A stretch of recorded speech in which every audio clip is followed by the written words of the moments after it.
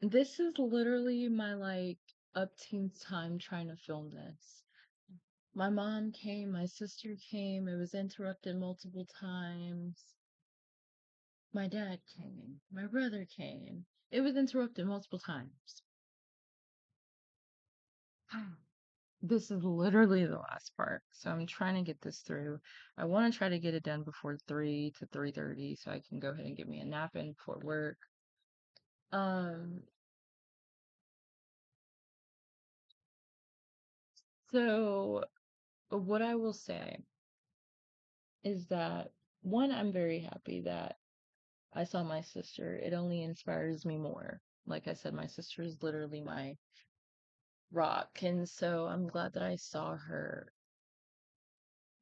in this headspace because it really let me know, like, this is what I want. And which I already knew, but just that sisterness, that bond, it was very good to feel in the flesh. And because she lives an hour away, and as someone who only takes public transit, my job is 15 minutes away, but it takes me an hour to get there by bus. So if something's an hour away, you could only imagine how long it would take me to get there by bus. Um, and our bus does not even go to that county. So if I want to ever go see her, I have to wait until someone is going that way, or I have to like get an Uber, which is really expensive to Uber all the way out there. So usually it's a wait type of thing until someone's headed that way. And then I just, oh, okay, I'll pop with you. Or, they invite me or something. But they usually go out more together than I do, my brother and my sister, because they know I don't like to go out much. Especially since they always go out to places that have a lot of meat and sushi. They both love meat and sushi. And so there's really not sometimes things for me to order on the menu, and so I don't usually like going. And they're huge movie buffs, so they like going to the movies and stuff. I really don't like the movies that come out these days, so if I see one that I like in particular, I'll like buy it, or rent it or something on my laptop. But I have been thinking about going to the movies recently. I want to see Mortal Kombat 2, but I've never seen Mortal Kombat 1. So next time I get paid, I'm gonna buy Mortal Kombat 1. Hopefully it's good because I'm gonna fucking buy it. Um, and there's another movie that I've been thinking of going to see, but it's a scary movie. I'm not a big scary movie fan, but I've just tried to tell myself, like, picture them as like cringe comedies. And so sometimes I watch scary movies and I picture them as cringe comedies. And I'm just like, okay, now I'm not scared. But there are ones that sometimes are really good as scary movies, and I'm just like, fuck, now I'm not gonna be able to sleep. But the more I've become an adult, the less I've grown out of that. Now I can just watch a scary movie and go to sleep because I know like it's fake.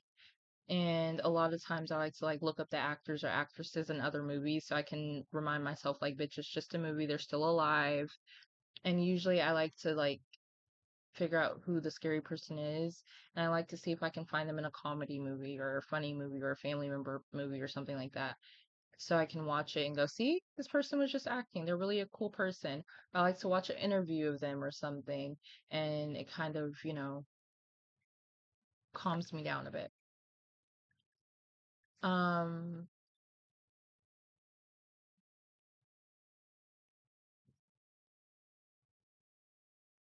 but despite all of this, um, I spoke about the ending of, once again, the chances of, them bumping into you and you being scared of that is very natural. And so sometimes to heal, you have to be away from them for a long time. You have to be in a space where you're not reminded of them at all. And then one day you can settle down and kind of be ready for that connection in a way again, right? And I think the way of settling down is more so like you find yourself, you find your strength, you know? And I think the thing is, empaths, sometimes, especially when we're hurt by narcissists, our problem is, excuse me, our problem is we are too kind because we don't know boundaries, and we don't know boundaries because a part of us is still screaming to be loved.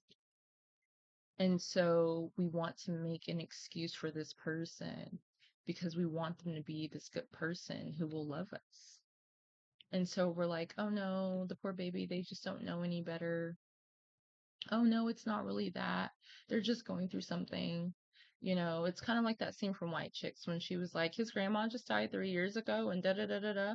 And it's like, girl, but he has not shown you an ounce of empathy or care before then, during then, after then. Like, I don't think it was just the grandma isolated thing. He's like that all the time with you. And so we make excuses because we don't want the reality of who they are, how they see us to be a thing.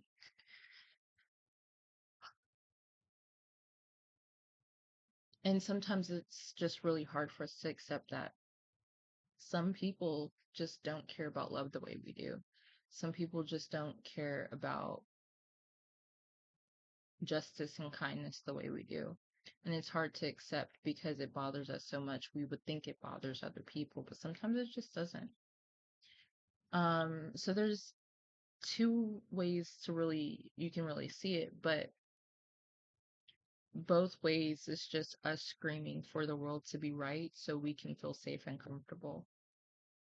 And while very natural and very honorable,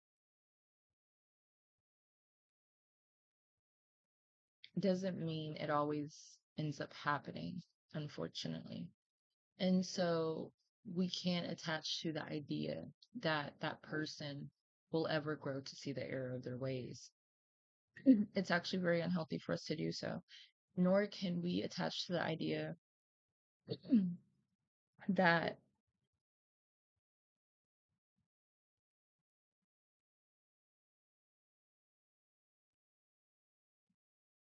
we won't ever bump into them again. Because unfortunately, the reality is we bumped into them once already. So we're very aware we can bump into them again. And so, once again, it's okay to be scared. It's okay to tremble at that idea. If you don't feel safe with them yet, wait until you are secure enough. And I think the way you can become secure is figure out what it is that they said about you that really bothered you. Figure out what it is that really scared you and overcome it. If they called you fat and that bothered you, overcome it. Why am I afraid of being fat? What's wrong with being fat? If they said you were too dark, figure out why being too dark is a problem for you. If they said you weren't pretty enough, figure out what the fuck that even means and why that bothers you. Um, oh, you're not good enough at sports. Figure out what that means and why that bothers you. And it doesn't always mean to go out and try to become those things because you may not even want to fucking play sports. So you have to figure out why you're afraid of their rejection. You have to figure out what it is you want and how they can accept that, or there can be some sort of agreement or talk that can probably come between to meet in the middle. I don't like to really use the word compromise because I don't think compromises exist in relationships. I think you do what you want to do. So if you meet in the middle with someone, that's because you want to. It's not a compromise. You both chose to meet in the middle. You both chose to show up for each other. Um, no one really had to give anything up because you still have what you want, which is the other person. Um, you just realized that this wasn't worth losing them over. Excuse me. And so you could go that route. And then my brother was supposed to bring cigars. I don't know if he heard me. He was like, "Hey, do you want anything from the store?" And at first I said no. And then he was like, "Huh?" And then I was like, "Oh, yeah, some cigars." And when I went out to give him the money, he was gone. So I have coffee. I want to warm it up. I have cigars. I need to also look and see if I can find another book. I'll tell you guys my ship.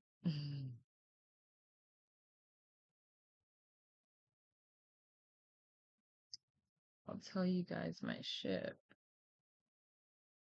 There was this job I applied for a while back, and they didn't give it to me for no reason. I didn't even have an interview or anything. I know why though, because I didn't do a video thingamajig.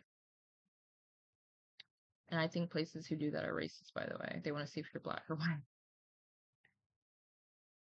But they didn't give it to me.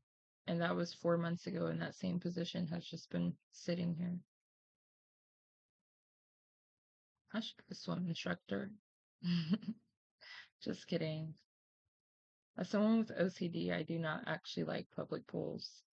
I feel like they're just big bathtubs where you're taking baths with strangers. Um,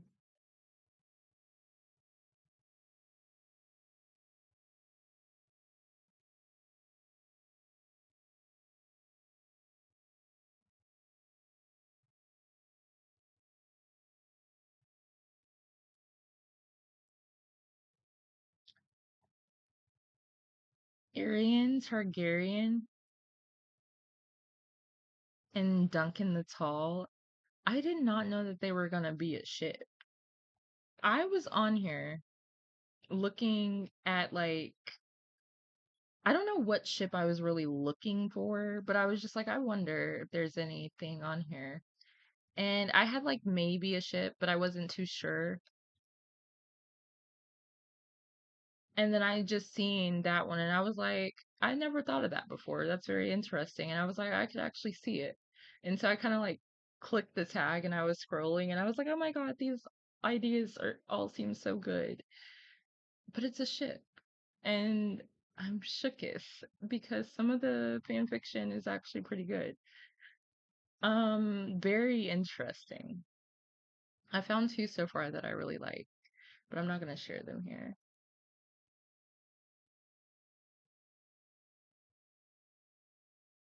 And maybe that's why I'm still such a teenage girl at heart. I've never gotten over ships. I think my first ship ever was like Larry Stallison. Maybe it was Zium and then Larry Stallison. Um, and then of course I think at one point we all shipped Steric, maybe if you watched um Teen Wolf. Or what is it? Is it Leo or Theum? Theo and Liam, I think was one at one point.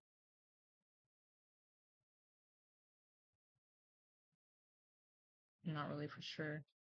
But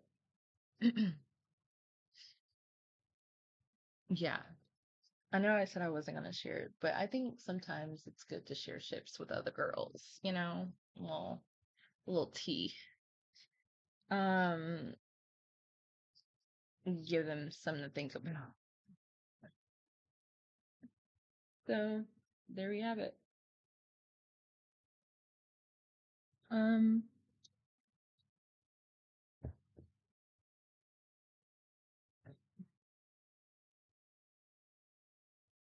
take your time to heal as long as you need. And like I said, if that person loves you, they will understand that you need that time and why you need that time. learn to love yourself, learn to not be scared once again of their rejection. And sometimes it takes a while to calm down because you don't feel safe. So sometimes you'll still mess up. Sometimes you'll still feel nervous. Sometimes your anxiety may mess up, or you may have, you know, days where you feel on top of the world, and then you have other days where you feel just rock bottom and you don't want to get out of bed or do anything. Some days you feel like, okay, everything is fine, I'm fine. And other days you may be flinching when people hug you. If the situation was very physically abusive, other days you may think everyone's lying to you.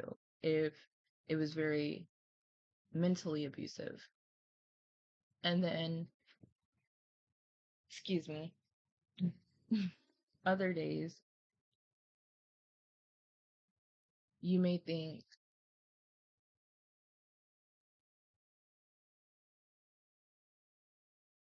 am I being am I in psychosis? So sometimes you're happy, and even me, when I get happy, sometimes I'm like, is this psychosis? And I have to remind myself, you're allowed to be happy. You're allowed to have happy days, and that's actually a good thing. But if it was very emotionally abusive, you find yourself feeling like you're not supposed to be happy. Something's wrong with that. If you were ever sometimes happy in the relationship or situationship, whatever it was, you would sometimes find that that person would be unhappy, and they'd be very unhappy that you were happy.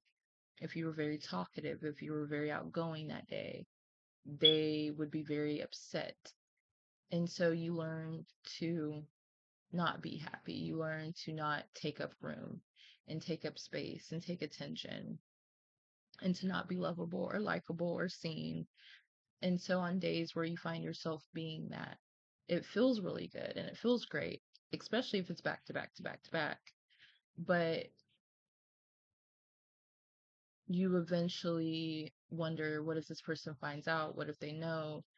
What's going to happen? Are they going to try to do something? Are they going to strike me down? Like,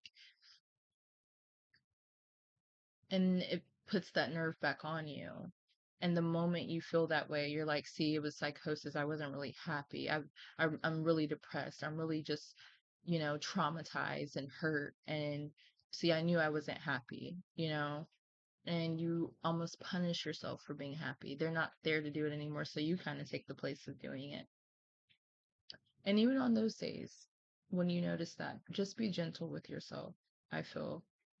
And like I said, take as long as you need. And if that person understands, they will be there. And they won't sleep around. So after you take all this time and space, sometimes you can find it in your heart to allow them back. Sometimes you can't. If you can't, then either way, if you can or you can't, I think the best way to heal and have any sort of relationship with this person again is to accept that it'll never be a romantic relationship. Never let it be a romantic relationship ever again. And the reason why is because sometimes when people are really good manipulators, they can play you. They can play as if they've changed, and they can play as if they've changed for a really long time. But what they are looking to do is finally get what they want from you, so that they can say, "Ah, ha, motherfucker," and just run the opposite way, like I said, but as fucking naked. And or the moment you admit, like, that something's hurt you or something's bothered you, or you bring it up again, they can say, well, obviously not that much because you slept with me. And so they will then use the fact that you slept with them as a reason to why all your other feelings are now invalid. And sometimes when we are still a bit broken, we may even agree with them. And so to avoid this, the best thing to do is the hardest thing is never give them sex after that. You cannot have sex with them. You cannot sleep with them. You cannot make love with them.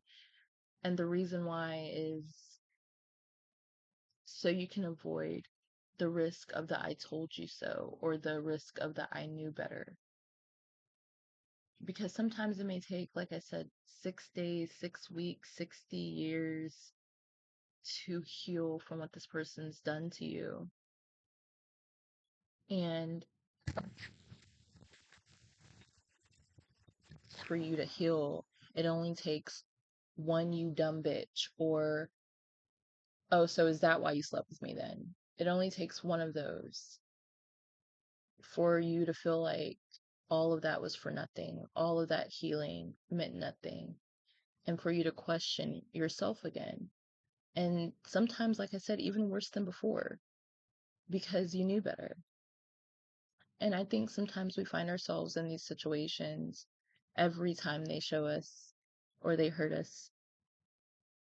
It gets worse and worse. We get harder and harder on ourselves. The first time it's like, oh, okay, that's shocking. The second time it's like, whoa, okay. The third time it's like, okay, I need to really get used to like this person's patterns. I need to not be falling for this shit. The fourth time it's like, oh my God, really? Am I really about to be that dumb bitch? The fifth time, oh my God, I'm that dumb bitch. I'm falling for it. Okay, I'm not gonna fall for it anymore. The sixth time, oh my God, I fell for it a fucking again. How can I keep letting this happen to me? The seventh time, what's wrong with me? The eighth time, why am I doing this to myself? The ninth time, I deserve this. At this point, I deserve this. The 10th time, it's my fault. I begged for this. I should have known better. The 11th time, maybe I'm the problem. Maybe I'm the issue. The 12th time. And sometimes you just genuinely want to keep forgiving that person. But you do start to blame yourself because a part of you feels like you should know better each time. And so each time you get harder on yourself. Each time you start to feel like you're more the problem. Each time you start to beat yourself up a little bit more.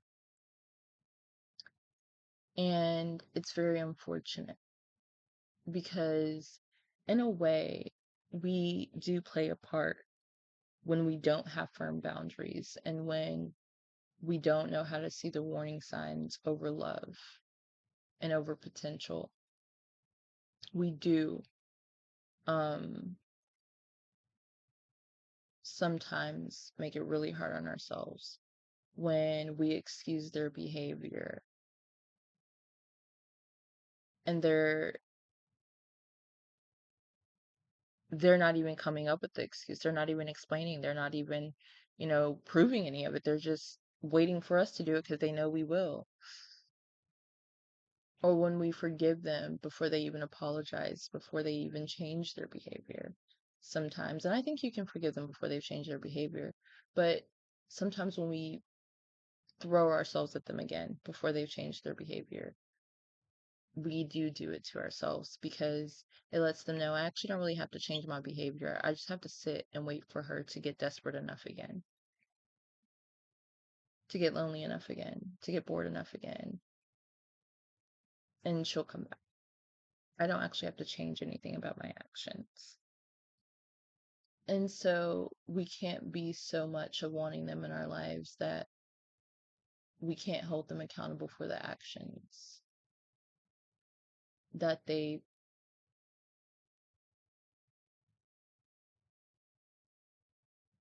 partake in our lives. And so I don't think you can ever give them sex because you do run that risk of you dumb bitch. You should have known better, especially after all the healing sometimes it may take. I suggest this: the longer it takes you heal, the less you should give them sex because that's too much hard work that would go down the drain if they got what they wanted from you and just took off. If they're gonna take off, let them. They're gonna take off regardless. but at least they don't take off with any part of you that they don't deserve, any more than what they've already had. So don't give them that. And if they really care and they really are dedicated to staying by your side, they won't need sex to do it. They won't need anything but for you to show up and be available for them to stand by, and vice versa. Especially if they are saying, I will be faithful to you this time. I will choose you this time. I will be devoted to you this time. I will care for you this time. Okay, do it. Show me. Let's do it. And that means they should be faithful with or without sex. They should be devoted with or without sex. They should love you with or without sex. They should care about you with or without sex. And they should be there for you with or without sex. And if they can't do it because no sex has been given to them, then that means they don't want to do it naturally. They want the sex to come with the package. If not, they don't feel instinctually to do those things for you. And so that means you must give them something. That then once again means the love has to be conditional. And if you don't meet that condition of sex, then they feel like you're not worth giving it to. And then in that case, they're exactly who they've shown you they've been the whole time. Is someone who feels like you're only worth it when you're giving them what they want and showing up for them how they want. But if they've gotten you to the point of not being able to trust them, if they've gotten you to the point of not feeling safe with them to do these things, the least they can do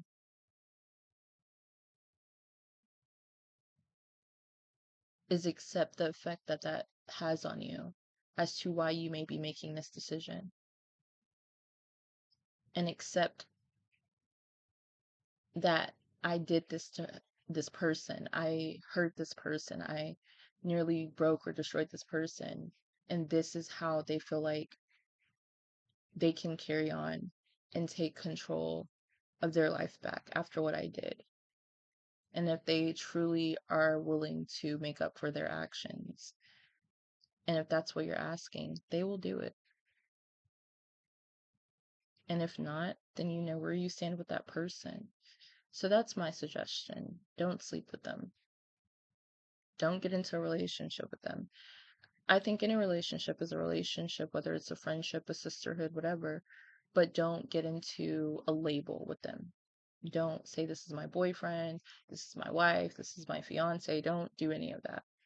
This is just someone I know. This is a friend of mine, if you will. But don't get into the idea of a romantic relationship with them. Don't even really give them a kiss. Don't give them anything where you guys will be tempted to cross that border. Because the moment you do, it can always be used against you. And I think we know this with narcissists now. Anything you say or do can be used to you in the court of a narcissist. So a kiss, like, okay, well, you're giving me a kiss, so you might as well just sleep with me. Because friends don't kiss like this. Okay, you let me grab you, so you might as well just sleep with me. Because friends don't touch like this. And then the moment you let them talk you into it, you run the risk of being the dumb bitch. Or the moment there's another argument again, you run the risk of being a dumb bitch.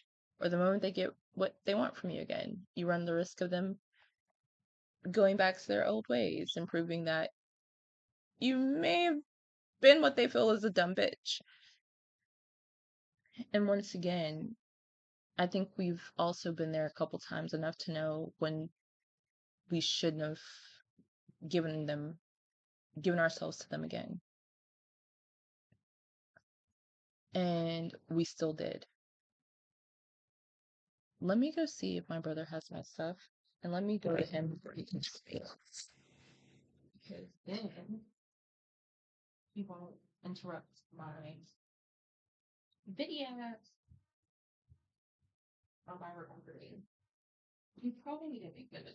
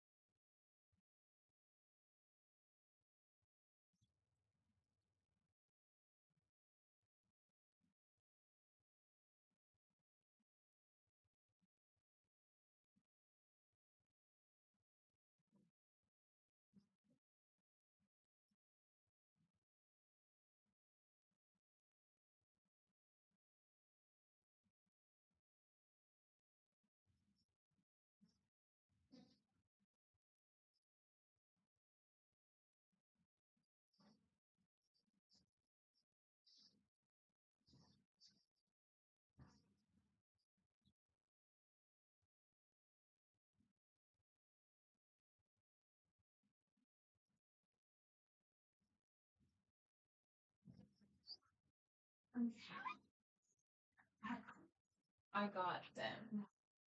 And I think I'm gonna go ahead and smoke in my room today. I usually smoke outside, but except when it's really, really cold. And it's very chilly out. So, smoke inside. I have an ashtray somewhere. When I used to smoke weed, I always smoked inside. You're always smoking. Then cigar. So I rarely smoke cigars inside. Smoke is just so heavy. Mm, Let me put all my jackets away. I'm pretty sure I'll end up wearing one of these to work, so I don't want to take the risk of it's smelling. I mean, it's just cigars.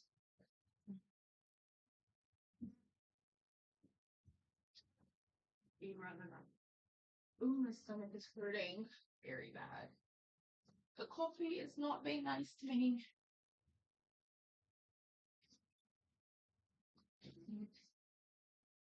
And then finally, I'll be able to go. If I can even find my light, if I can't find my lights, then I'm just gonna abandon ship.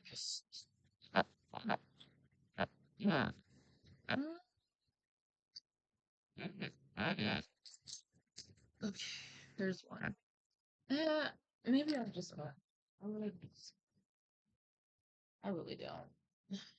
I don't feel like smelling that. I'm sorry. I just don't. I'll wait. But overall, they won't need anything from you. You won't need anything from them. In the sense of sex.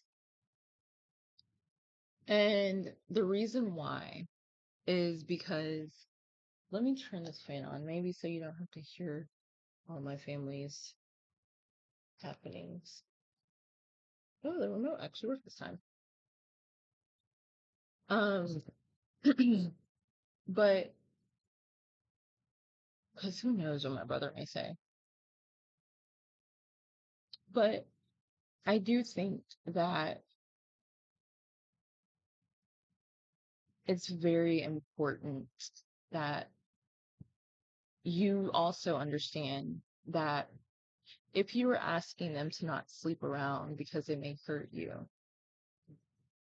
you can't sleep around either. If that at that point you're asking someone to be dedicated to you, you have to be willing to give the same to them. And so you guys may not be in a relationship. You guys may not live together. You should never live with them. You should never get finances together at that point. You should never share a house. You should never share a car. You shouldn't even share a fucking milkshake. Fuck that. Just don't share anything. Don't kiss. Don't do anything like that. You know, you can hug. You can, you know, have physical touch, but nothing that is going to make you feel like jumping this person. Don't do that to yourself. And make sure you keep that boundary very clear. And so I know some people will say, well, so basically you're going to be in a relationship with someone you're not having sex with. Basically. But you're not going to call it a relationship, a romantic one. This is just someone you know. But no, you guys aren't going to sleep together because, or sleep with other people because the point is showing, hey, I love you. I choose you. I'm not going to choose anyone else over you, which is maybe some problems they had with in the past. Maybe they were unfaithful, or maybe you didn't trust them to be faithful. But either way, if they're willing to choose you and only you, nothing should stop that, whether you're giving them sex or not.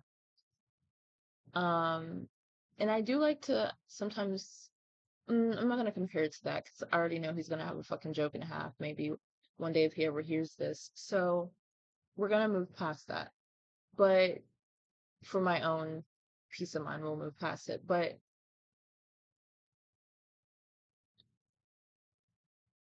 there is no reason, for that to be a thing that needs to be had. You don't need to have sex on the table for there to be love and connection there. And if sex is needed for that to be a thing, then that person sees sex as love and connection. And that's something that needs to be talked about and worked on, because that's not the case. Sex is sex, love and connection is another thing.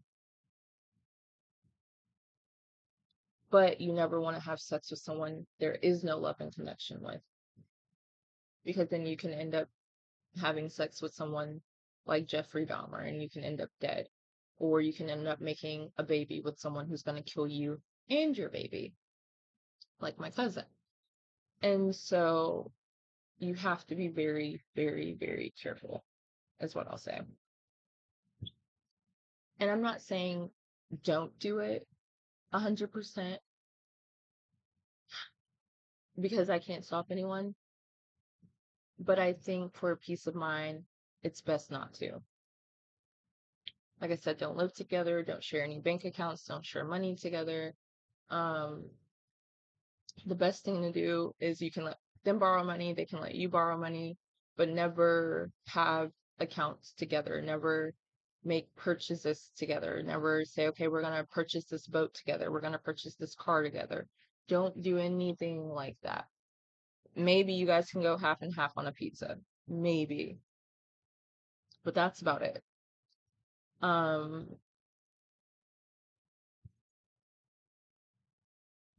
if you guys go on trips, pay for your own trip unless it's present. Then of course the person who's always presenting will pay for the trip. But other than that, you pay for yourself, let them pay for themselves. It's don't, because sometimes another thing manipulators do is make you feel like you owe them.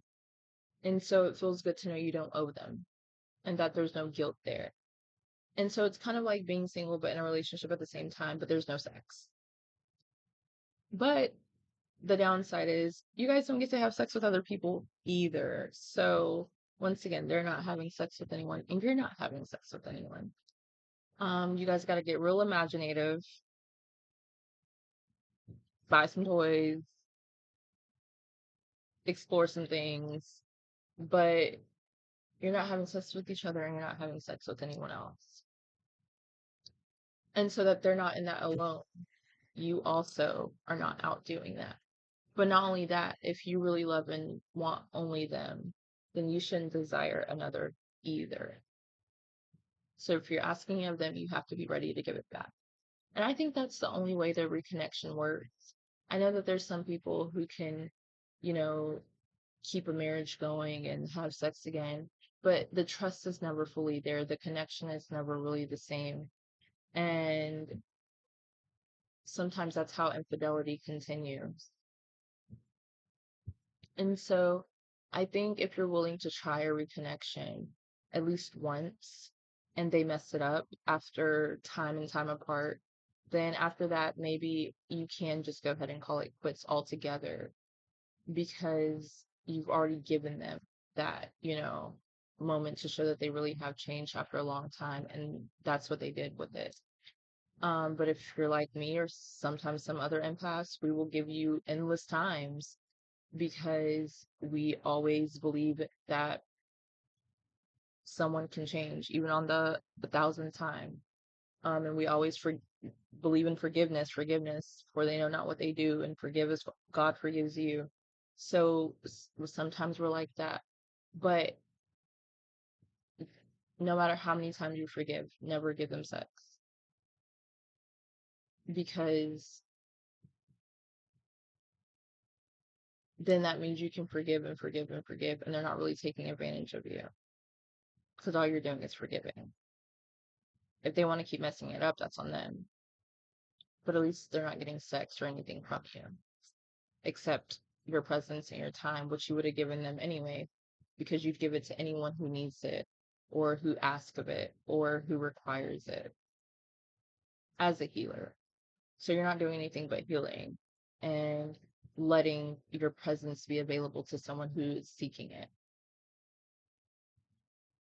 And so sometimes I feel like empaths, we have that problem, like instead of giving up or feeling like this person may really need us this time or they may really be trying this time.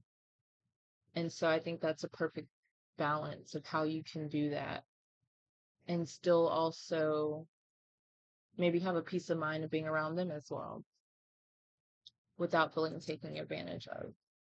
But I think that's the only way it can really work. I do think so. And that way you also never have to worry about the trust factor again. Because technically you guys aren't in a relationship. So if they sleep around, that's just them stepping out on their word. And yes, you can still be hurt by it. And yes, you can still be hurt by the fact that they've clearly chosen someone else over you. You can definitely be hurt by that as well. It's not technically cheating, but you can still say that that hurt me and now I need time to heal from that. You can still say that that caused me pain and you knew it would. And so I'm having trouble being around you right now because of that and being okay at the same time. Still very much okay because it may not be cheating, but it still is them choosing someone else's company over you. And it's okay if that bothers you, as long as you allow them to do so because they have that right. It's different when it bothers you and you threaten to kill somebody because of it. It's different when it bothers you and you do kill somebody because of it, versus if it bothers you, but you still love them enough to accept their choice.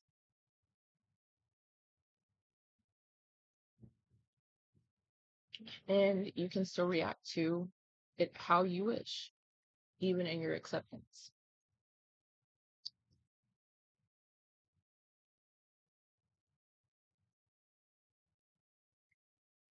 So mistakes will be made in relationships, but it's about being dedicated on trying again and again and again with this person, whether or not you really are choosing them.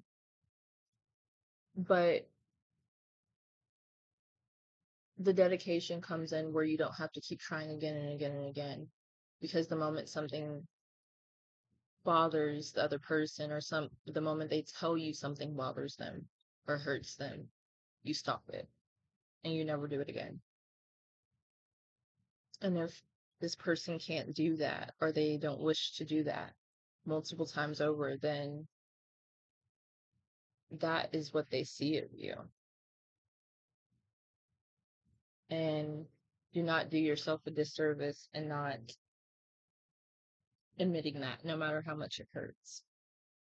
Because sometimes it just may be the freeing push you need in a better direction.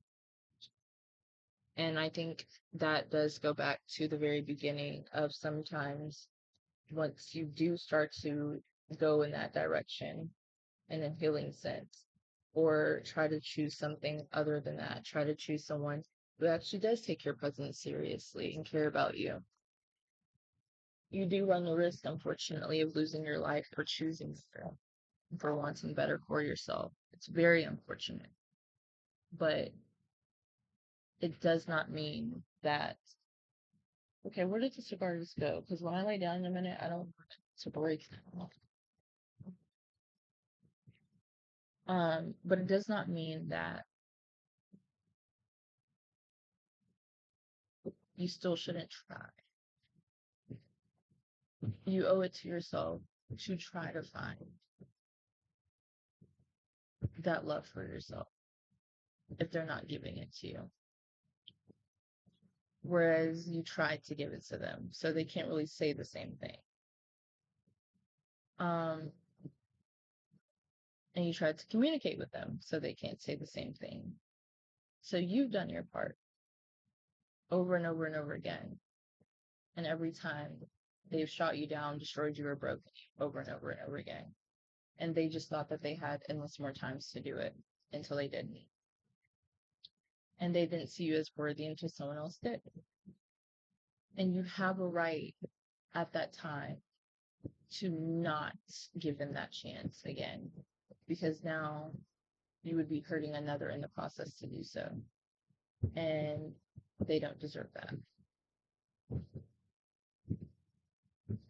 So there's a few ways you can think of it, but I thought I'd just add that little part in there, I guess. Like I said, I thought it was going to be 3 parts, but it ended up being um 4, I guess.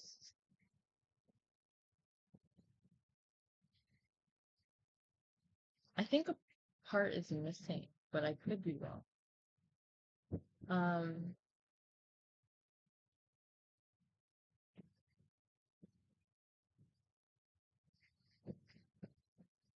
it's not easy.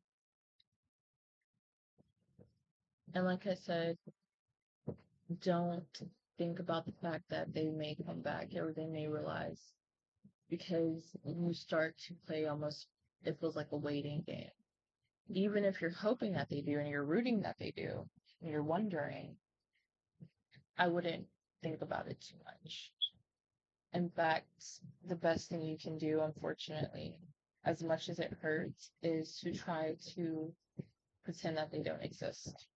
As much as it hurts and as hard as it is, because your trauma comes from them. So you know they exist. You feel it. You have the reminders and scars to prove it. So you know they exist. But the best thing you can do is mark out any other existence of them besides the ones that you can't mark out, to make them as least real as possible, as least present as possible, so that you can try to layer a new reality on top of that, to then begin living in that reality. At least that's my opinion. This isn't a professional opinion by any means. This is just my opinion. So, like I said, I'm not done healing myself, so I don't really know. Maybe the advice will change later, but for right now, this is what I know. And up until running into someone that knows him, it was actually helping. So, like I said in the last one, I can't wait to get back to that and continue to see where life takes me after this. I think PTSD will always be there. I think the trauma will always be there. The fear will always be there. But you take it day by day, week by week, year by year, month by month, if you will. And maybe you'll look up and only 5 years have passed. Maybe you'll look up and only 10. Then maybe you'll look up at 60. And once again, sometimes they figure it out, sometimes they don't. But that's why you have to move on and search for better. Search for someone who's actually going to love you. They already had someone who loved them, and they were blind to it. That is the curse they put out into the universe to come back to them. They told the universe, no, thank you, I don't want love. And the universe said, okay, sir, coming right up, no love for you, we got you. And now they have to deal with that. But you did the opposite. You were handed something that wasn't love. And you said, no, I want love. And the universe only knows yes. So it will come to you. You just have to be available for it. And you have to want it more than you were scared of them. Even if it does cost you your life. Because if it's going to cost you your life anyway, you deserve to try. At least. That's kind of how I'm thinking of it. But who knows? What the fuck do I know?